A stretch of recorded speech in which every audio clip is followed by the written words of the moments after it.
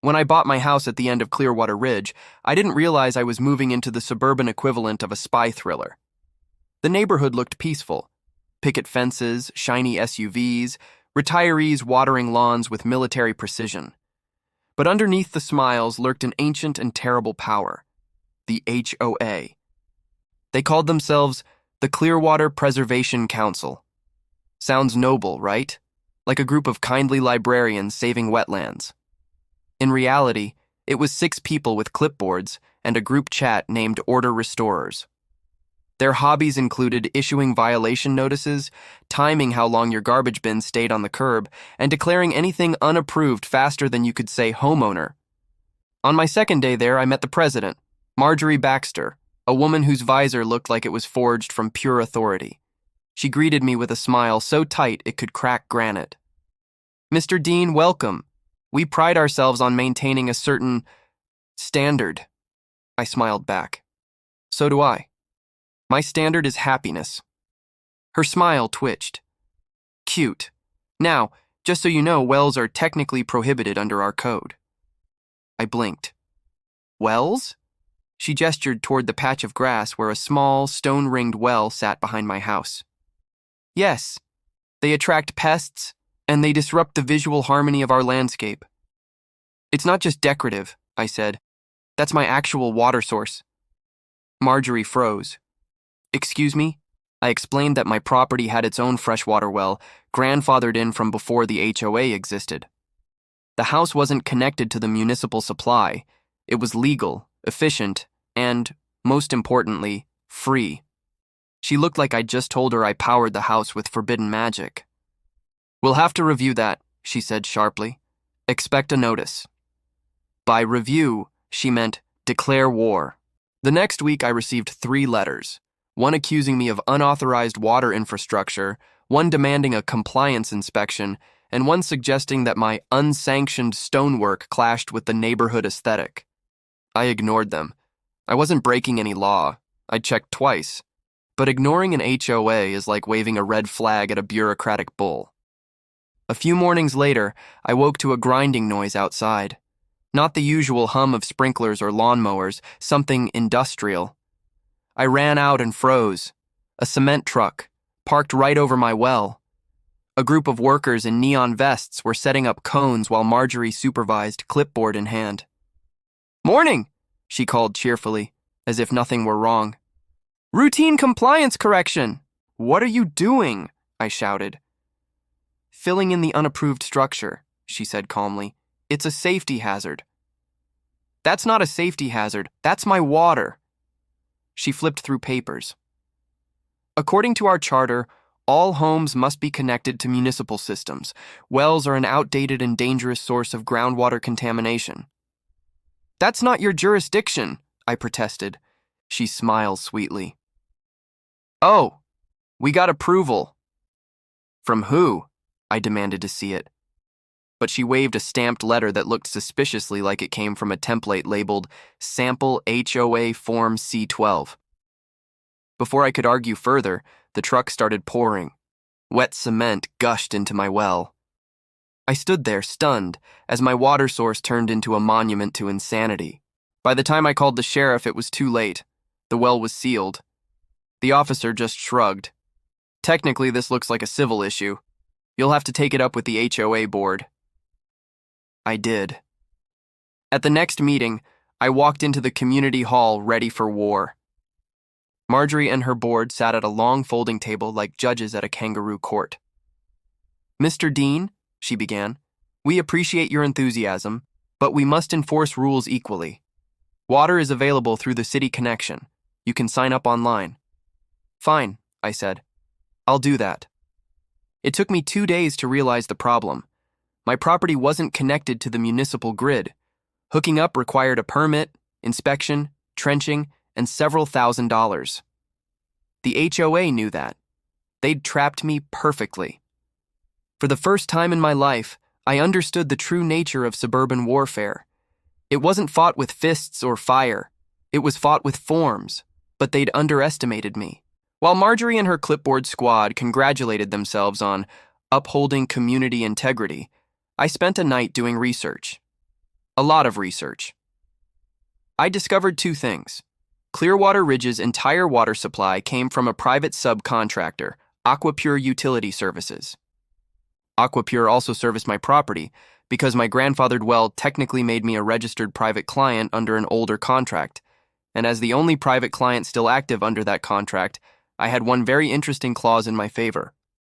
Client reserves the right to request temporary suspension of service in the event of contamination or emergency. Guess who the HOA's water line ran through? That's right, my property. Marjorie had filled my well with concrete, but in doing so, she'd cemented her own problem. I sat there under the glow of my laptop screen and grinned.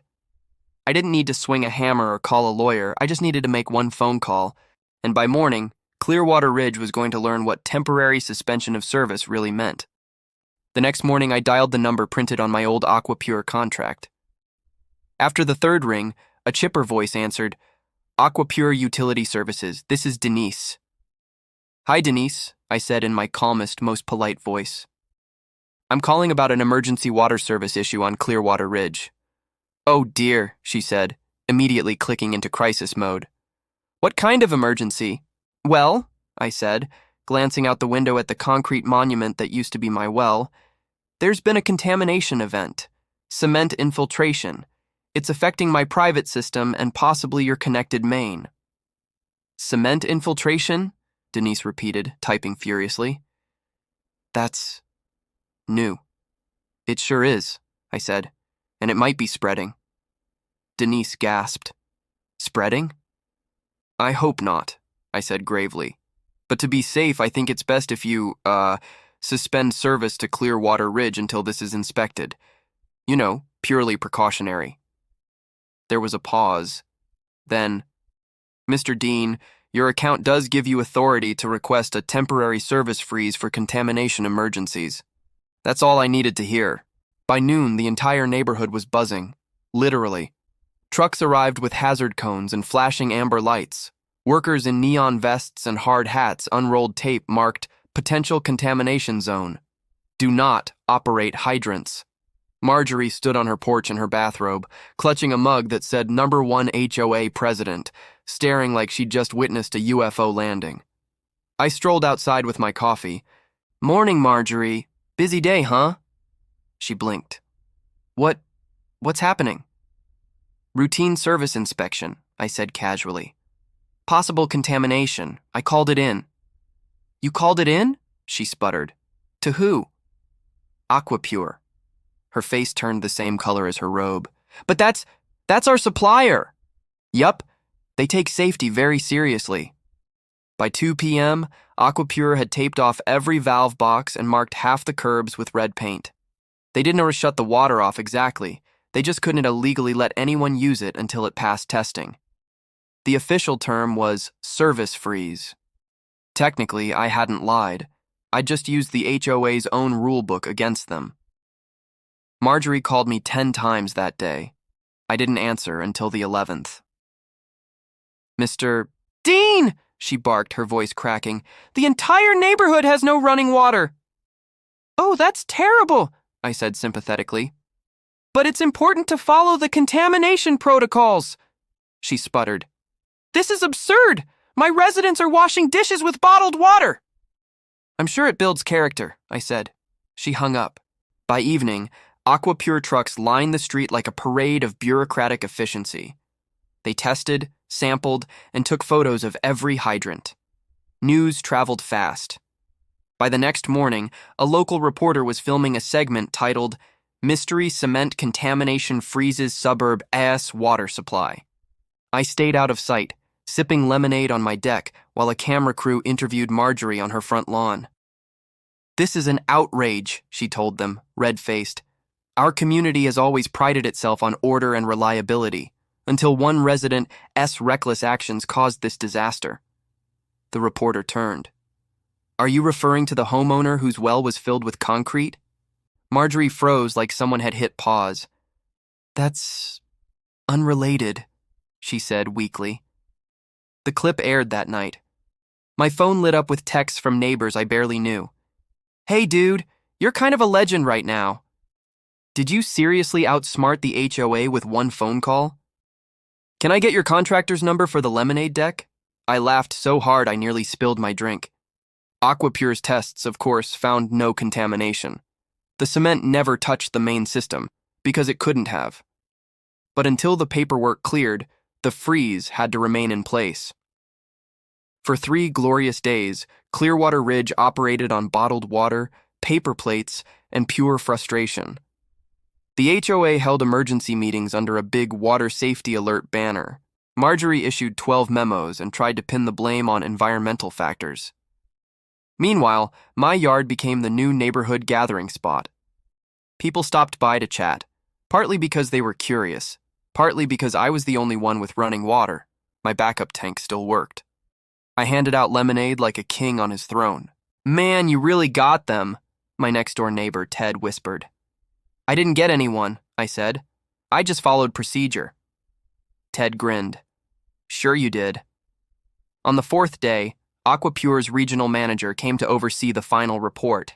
He was a calm, gray-haired guy named Glenn who looked like he'd seen every kind of plumbing disaster imaginable. He shook my hand. "Mr. Dean, we found no contamination. You're in the clear. The service freeze will be lifted tomorrow morning." "Glad to hear it," I said. "Thanks for being so thorough." Then he added, "Oh, and we'll be billing Clearwater Ridge HOA for the inspection, since they caused the cement incident." I nearly dropped my coffee. "Wait, you can do that?" "Oh yes," he said with a small smile. "They initiated the cause, they pay the fee. The inspection cost? $12,000. When the invoice hit the HOA's inbox, I heard the collective shriek all the way from my backyard. That evening, Marjorie marched up to my porch. Her visor was gone, her hair frazzled, her patience evaporated. "You've made your point," she hissed. "Are you happy now?" I set down my lemonade. "Not yet, but I'm getting there." She groaned. You're impossible." "Correction," I said. "I'm compliant." She stomped away, muttering something about revising the charter. As she disappeared down the path, I leaned back in my chair, smiled, and whispered, "And so it begins." Because if there's one thing I'd learned about HOAs, it's that they hate embarrassment even more than they hate rule breakers. And Clearwater Ridge had just been publicly humiliated by paperwork.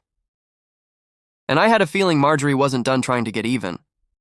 By sunrise the next day, Clearwater Ridge looked like the aftermath of a suburban natural disaster. Garden hoses lay limp, sprinklers stood silent, and residents huddled around cases of bottled water like it was the new gold standard. When the faucets finally sputtered back to life that morning, half the neighborhood cheered. The other half immediately turned to blame the HOA. The next board meeting was chaos. They held it on the clubhouse lawn because no one trusted the plumbing indoors yet. I wandered over with popcorn. Marjorie stood at the front with her clipboard army, trying to maintain control. "Residents of Clearwater Ridge, I assure you, the situation is fully under control. The water incident was a misunderstanding." Someone shouted, "You poured concrete down a man's well." "That's an oversimplification," Marjorie stammered. Another voice, "We had to bathe with bottled water for 3 days, Marjorie." She raised her hands. "Let's remain civil." "Civil? You fined me for leaving my trash can out 10 minutes too long." The crowd erupted. A man waved his unpaid water bill in the air like a torch. Someone else yelled that the HOA some visual harmony had cost them $12,000 in inspection fees. I leaned against a lamppost, savoring every second. For once, Clearwater Ridge wasn't afraid of the board. They were roasting it alive. Finally, Marjorie spotted me in the crowd. "Mr. Dean!" she shouted, pointing her clipboard like a sword. "This is all you're doing!" The crowd turned. "Me?" I said, raising my eyebrows. "I didn't pour any concrete. I didn't shut off the water.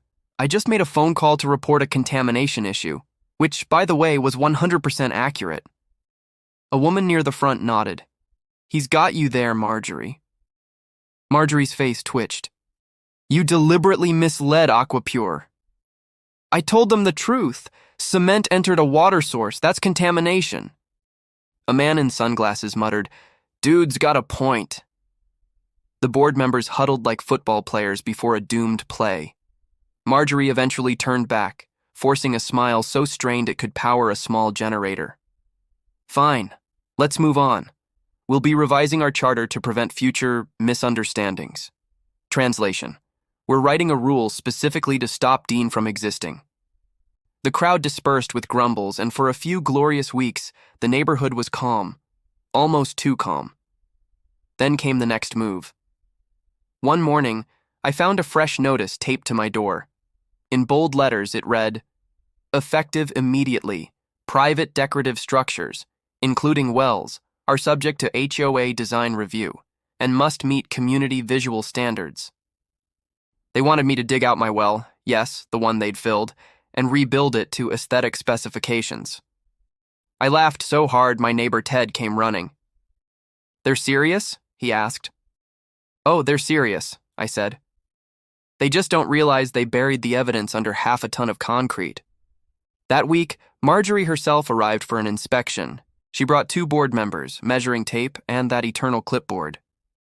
She knelt by the old stone circle of my sealed well. "We'll need this replaced with an approved ornamental cover," she said. "An ornamental cover?" I echoed. "Yes, it must match community materials.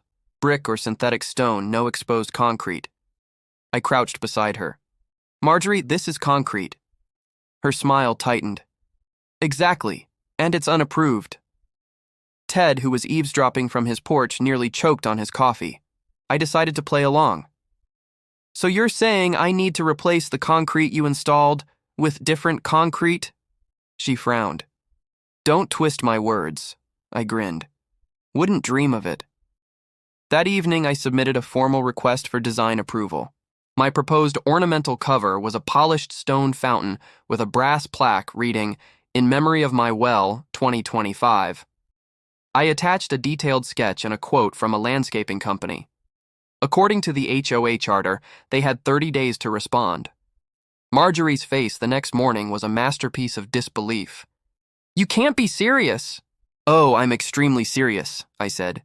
"It's historically significant. You wouldn't want to deny cultural preservation, would you?" She stormed off, muttering something about bylaws. Days passed, then weeks. The 30-day deadline came and went, and since they hadn't denied my request in writing, the charter automatically granted approval. So I built it. The fountain went up over the sealed well, bubbling merrily under a brass plaque that caught the morning sun.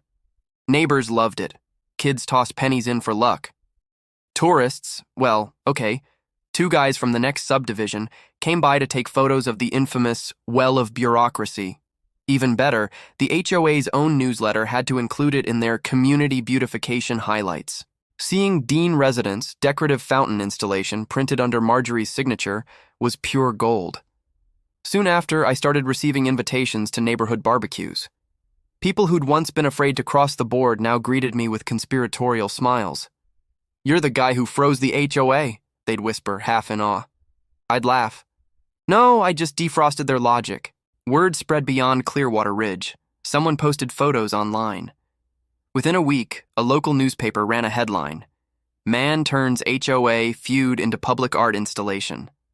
The comment section was glorious. Legend. This belongs in the Suburban Hall of Fame. I want a sequel. Marjorie, meanwhile, went into damage control mode. She stopped making public appearances and began delegating to her vice president, Carl, a nervous man who wore sweater vests even in July. Carl showed up at my door one afternoon, sweating through his collar. "Mr. Dean, I just wanted to say, perhaps we've all been a bit too hasty." "Perhaps," I said. "We'd like to offer to cover part of the cost of your fountain," he said, holding out a check for $200. I raised an eyebrow. "That's very generous, considering you filled the original well with enough concrete to build a sidewalk." He swallowed. "Marjorie just wants to move forward." "Tell her we already are." He left, looking like a man who'd just witnessed the laws of suburban physics rewritten.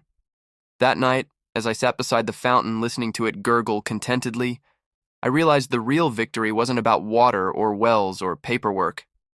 It was about the shift. For the first time, people weren't scared of their own HOA. They'd seen behind the curtain, and that I thought was better than any revenge. Of course, peace in Clearwater Ridge never lasted long. The next letter I received was printed in bold red ink and began with the words, "Notice of upcoming special meeting regarding community water management policies," which could only mean one thing. Marjorie had a new plan, and I had no doubt it would be spectacularly ridiculous. The special meeting was announced like some kind of suburban summit.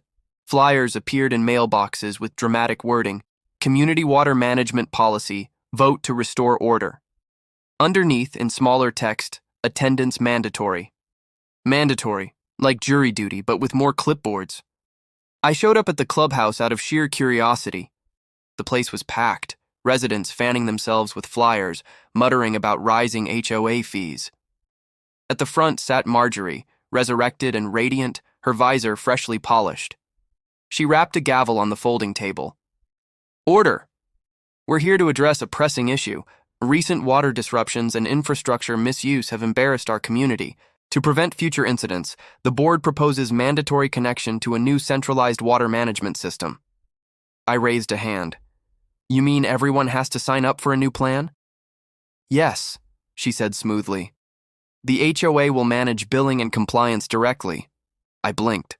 "So you're becoming a utility company now?" Her smile didn't reach her eyes. "We're simply taking control of our destiny." The crowd groaned. Someone whispered, "That sounds expensive." Another muttered, "She's doubling our fees again." I leaned back, enjoying the show. Then Marjorie pulled out a giant laminated map, color-coded lines, pipes, and arrows converging on one spot. My property. "This," she said proudly, tapping the map, "is where we'll run the new main line through. Conveniently located, central to all." I choked on my coffee. "You're laying pipes through my land?" "Easement rights," she said sweetly. "We reviewed the old deeds." I grinned. "You mean the same deeds that say my property is grandfathered out of HOA jurisdiction?" The room erupted in whispers. Marjorie blinked. That can't." "Oh, it can." I pulled a neatly folded paper from my pocket, the county registrar's verification, highlighted and notarized. According to this, my property was legally excluded from HOA covenants when Clearwater Ridge was established. You've been fining and citing me without legal authority for months. The silence that followed was beautiful. The kind of silence that could cure headaches. Marjorie's mouth opened and closed like a fish gasping for air. That can't be right." I handed the paper to the vice president, Carl, who scanned it like he was defusing a bomb. It's right," he said weakly. "Completely valid." Half the room burst into laughter. Someone shouted, "So all those fines?" "Void," I said cheerfully. "Every single one." Marjorie turned scarlet. "This meeting is adjourned," she snapped, slamming the gavel hard enough to crack the table. But the crowd wasn't done. People started shouting about reimbursements, resignations, and new elections. One neighbor even proposed a motion right there on the spot to dissolve the board entirely until further notice. It passed with applause. Marjorie stormed out, visor crooked, clipboard flapping like a broken wing. Carl, bless his nervous soul, stayed behind and muttered, "Maybe we should take a little break from policy changes." For the first time in Clearwater Ridge history, the HOA voluntarily suspended itself. The next morning, I woke up to a different neighborhood. People waved from their driveways, kids rode bikes again, and Ted installed a bright purple mailbox just because he could. It was chaos. Glorious, colorful, liberated chaos. As for me, I added a small sign beside my fountain that read, "Water rights restored, refreshments available." Neighbors stopped by daily just to laugh, toss coins in the water, or share HOA horror stories. Someone brought cookies, someone else brought lawn chairs. It became the unofficial community hangout spot. One afternoon, Carl came by looking sheepish. "You, really changed things around here, Dean." "I didn't change anything," I said, handing him a lemonade. I just reminded people they don't have to be afraid of a clipboard. He chuckled. Well, the board's holding elections next month. Everyone's nominating you. I nearly spit my drink. Me? I'm the last person who should run an HOA. That's exactly why they want you. The thought of me sitting at that table with a gavel nearly made me laugh myself off the porch. Carl, I appreciate the offer, but I think I'm better as a consultant. He nodded. Fair. Still, you did what none of us could. Just followed the rules, I said with a grin. They're rules. When he left, I looked out over the lake, calm, sunlit, reflecting a neighborhood that finally looked alive again. A couple of kids were chasing each other near the fountain, their laughter echoing off the water. Ted waved from across the street, raising a glass in salute. I raised mine back.